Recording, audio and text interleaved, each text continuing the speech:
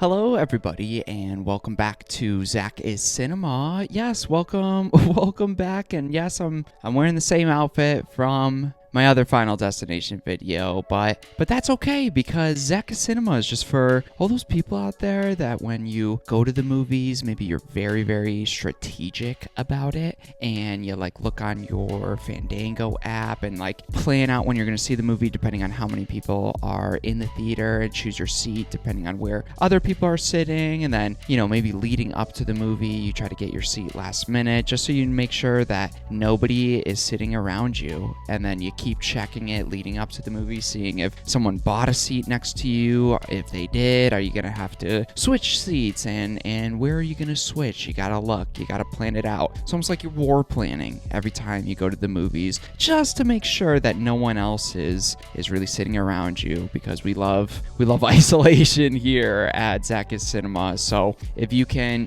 relate to that very fun experience, you have found the right place here, and welcome. So yes, today we're going to be doing another movie review, so let's just hop right into it here. Today we're going to be reviewing and discussing the movie The Final Destination, or Final Destination 4, which came out in 2009. I'm just going to keep calling it Final Destination 4 here, but for director here, we got David R. Ellis, and writer, we got Eric Bress. Starring in Final Destination 4, we got Bobby Campo, Chantel Van Santen, sorry, Mr. Van Santen, and we got McKelty Williamson. So as we hop into this review here, we are obviously sticking with our lovely Final Destination franchise movie reviews here, leading up to our new one called Final Destination Bloodlines that I'm definitely looking forward to. So I'm taking a look back at our franchise here before we check out the new one here. And I was definitely excited to check this one out in particular. I feel like this is everybody's bottom one. Everybody says this is the worst one, and I truly did not remember a single thing besides just little glimpses, little images that I remember from the opening racetrack scene. So I know I kept saying that throughout this franchise review series, but this one I truly just did not remember shit about this one. So I don't know. I was like, okay, all right, let's do this. This is the worst one. My expectations are extremely low. So hey, this one might surprise ZakIsCinema. Let's jump into the review section of the video, starting with the positives, or the things that I just really enjoyed about this movie. So this was a video I guess I was going to be dreading after I watched this movie here, not only because the movie is so bad, but just honestly, I watched this movie not too long ago, and I truly still just don't remember much about it. It's like I watched it for the first time again, and I could watch it tomorrow and it'd be like I'm watching it for the first time again. So this is going to be a little difficult video for me just because I'm trying to remember details about this movie. So it might be tough to go into specifics, but let's try to do my best here. But since we're in the positives, this again was a video I was dreading because I always just try to find some positives here, but this one I don't really have anything that stuck out to me here. But if ZakIsCinema is trying, I will say I just enjoy seeing deaths play out in this franchise and in this movie. I've always enjoyed the premise, so all these movies at least have a couple fun death scenes, so I enjoyed a couple of them here. And next here, I will say the movie's pretty short, and you definitely feel that it just kind of, you get in, you get out. It knows what it is. It's not like a 2.5 hour Final Destination movie, so that's always a positive here. Lastly here, I'll put some clips of it here, but there's some pretty funny character names in the credits where actors are literally credited as Racist Man and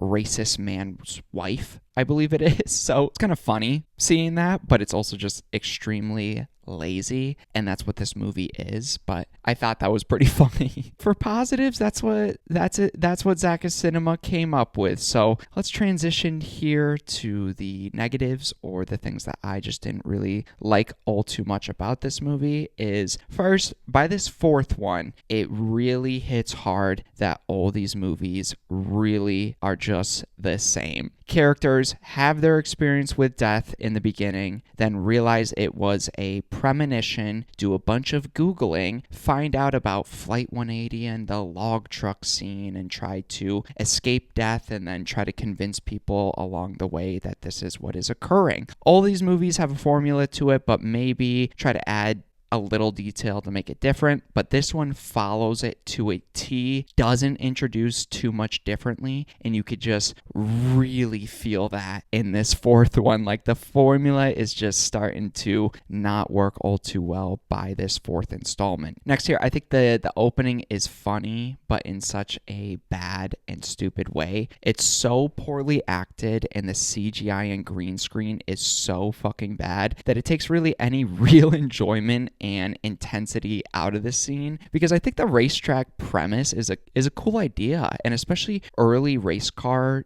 NASCAR history, they used to not have fences there, so like stuff like this actually did happen, so it lends itself to an interesting opening. Just the CGI and that 3D blood effect is not good here at all, and I think you'll be able to tell through the clips I'll be playing throughout this movie. Some of the characters are just so stupid that you got this mom using tampons to plug her kids' ears in the opening racetrack scene, and then the mom starts like pointing and laughing at our kids, which is tampons. She gets tampons. She puts them in her kids' ears. Who? Her right there. Hey, put these in your ears. Oh, no, not tampons. Put them in your ear. It's kind of funny, but it's just like, I don't think it was meant to be funny, and it's just so fucking mean at the same time. So you just got like stupid stuff like that throughout this movie. Also here, I noticed that in this movie with the deaths, but especially that opening scene, there's so many explosions that it almost feels like Michael Bay directed this, and it almost comes off like a war movie at the same time, and just takes me out of the experience, because all these Final Destination movies are over the top and silly, but like I said, they use grounded real life experiences to kind of make them a little bit more scarier. So when you have some of those real life experiences playing out in this movie, but the deaths are just so over the top with all these unnecessary explosions, especially in that car opening scene, it just like it took me out of it, and I'm like, this is like schlock. This is crazy with just how over the top we're going. Like it's going too far now. And like I mentioned, the effects are so bad in this movie, and it's not like Final Destination is known for its great effects, but this one had some terrible CGI, especially in that opening, and it's only enhanced with that terrible 3D effect. And usually I kind of find that 2000s 3D horror CGI stuff a little charming, but this was used in every single scene. There was not like a couple of them that are like, oh, that's really good, so I don't mind those cheaper ones as much. They're just all cheap.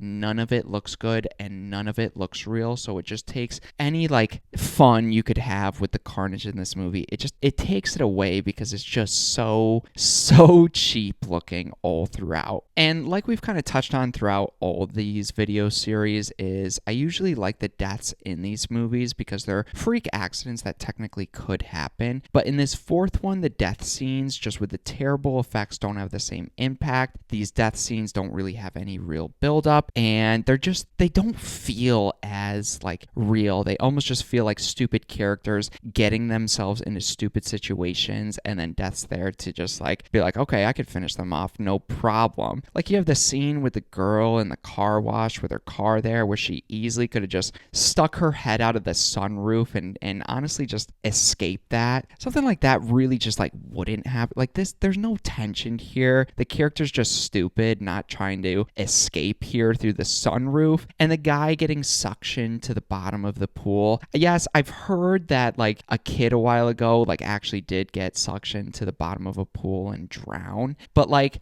this is played up so much that it just doesn't even seem like it could be a possibility, like with a grown man getting suctioned to the bottom of the pool. It's a cool scene when all of his guts like fly out of the pool drainage system, but again, that CGI just kind of ruins it a little bit. So again, there's no real intensity there, just because I couldn't see something like that like happening. Like it's like this movie like forgot the Final Destination charm, if that makes sense here. They also try to set up something interesting in the movie with our main character, Nick, not remembering the order of the deaths, which is interesting because it could add some mystery and tension that this franchise hasn't used before, but they completely waste that experience just by having the characters and Nick find some security cam footage that are like, okay, oh, here's the order right here.